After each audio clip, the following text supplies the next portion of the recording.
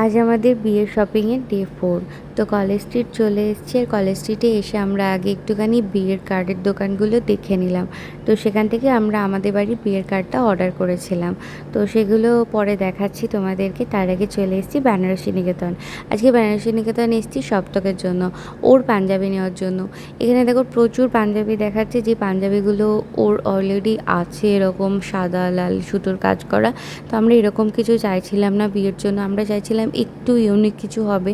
তো এর আগে আমরা ঢাকেশ্বরীও দেখে এসেছি, যেখান থেকে আমি বিয়ের বেনারসি নিয়েছি, কিন্তু ওখানে আমাদের একটাও পছন্দ হয়নি। তো এখানে এসে আলটিমেট ওকে পছন্দ করাতে পেরেছে। আর একটা খুব সুন্দর পাঞ্জাবি, যেটা এইটা আমরা চুজ করেছিলাম। এটা হচ্ছে পিওর পিওর সিল্কের ওপরে, আর এর ওপরে হ্যান্ডওয়ার্ক করা রয়েছে। এই পাঞ্জাবিটা দারুণ ছিল, আর যেটা ওর গায়ে খুব সুন্দর ফিট করেছিল। তো এই পাঞ্জাবিটা ও একটু পরে ট্রায়াল দিয়ে নিল, কারণ বিয়ের পাঞ্জাবি ও বারবার চেঞ্জ করতে আসবে না আমার মতো।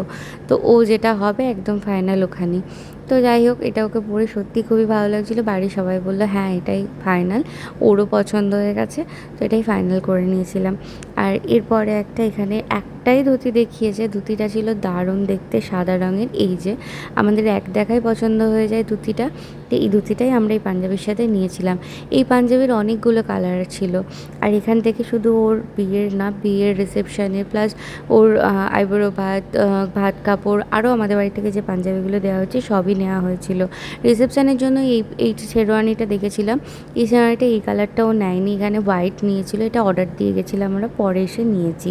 তো এখানে আমাদের মানে কলকাতা বেনারসি নিকেতন একদম দারুণ পাঞ্জাবির জন্য। ভিডিওটা কেমন লাগলো জানি। আজকে এইটুকুই, টাটা।